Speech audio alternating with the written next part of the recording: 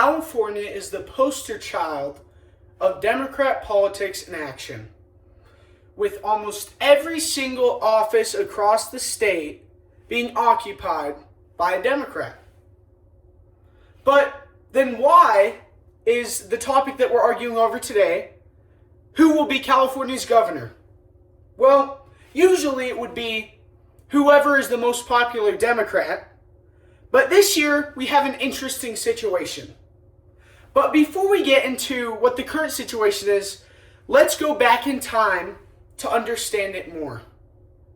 2006 was the last year that California elected a Republican as governor, and it was popular actor Arnold Schwarzenegger.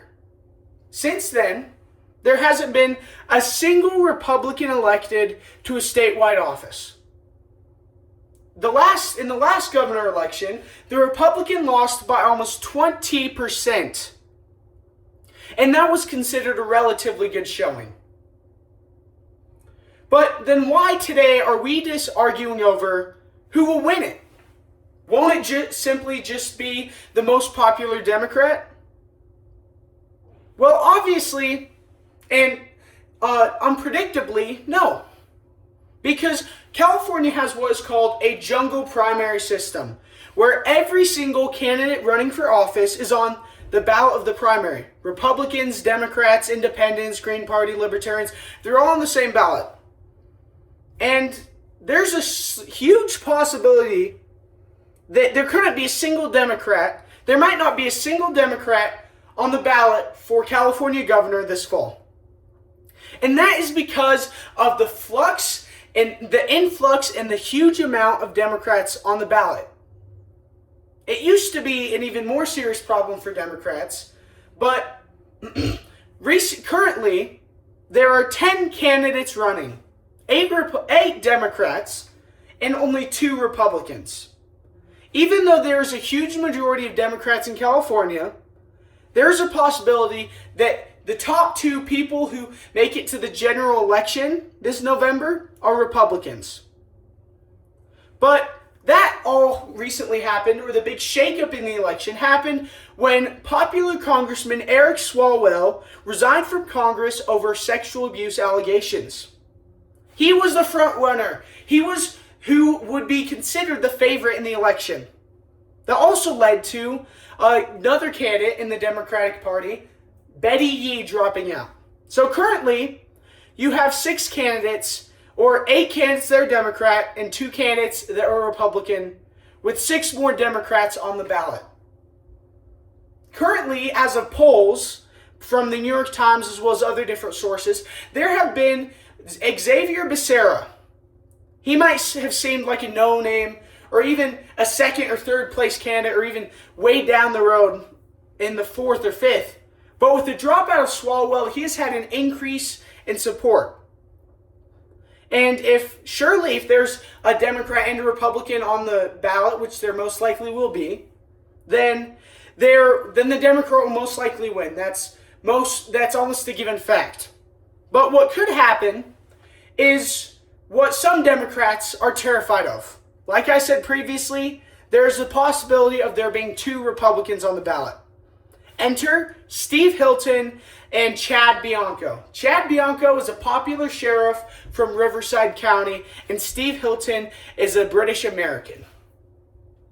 Steve Hilton was endorsed by President Trump, and even though Trump recognized or liked both candidates, he endorsed Steve Hilton, which to many in the Republican Party has been considered a blunder or mistake. Because then there could be a surge of support leaving Bianco and going towards Hilton.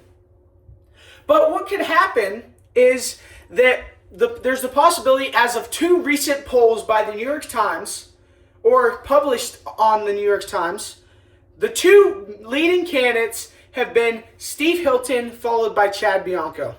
Though there haven't been a whole lot of polls that have said this, around 40% of polls in the past few weeks have shown that, this is still a strong possibility that Democrats are scared of. And in this case, if there were 2 Republicans on the ballot, I would say Steve Hilton would win. he has the endorsement from President Donald Trump. He's incredibly popular. He has a lot more funding, and he would win. But the sleeper here is Xavier Becerra.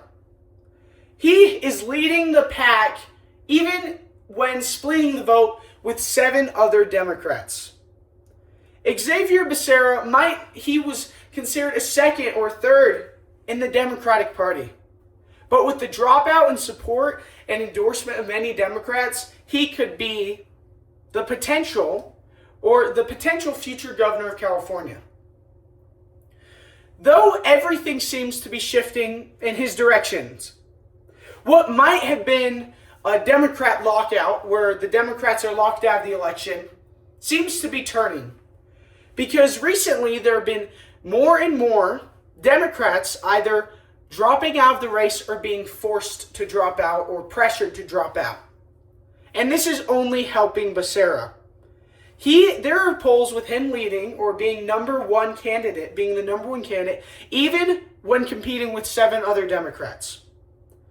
Xavier Becerra has a high chance because not only is he leading when he's splitting the vote with other Democrats, but other Democrats who are maybe polling lower are either dropping out or being pressured to drop out.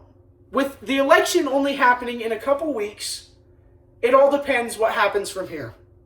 Whether there's more Democrats that drop out or if it stays the same, it's almost anyone's guess. The polls haven't been decisive, but it's really going to be incredibly interesting because if there's only one Republican on the ballot, then there will be a Democratic governor. But if there's 2, it will most likely be Steve Hilton. But regardless, for the nation's most populous state, this governor's election will have a huge impact, not just on Californian history, but on the history of the United States for the future as well. Thank you.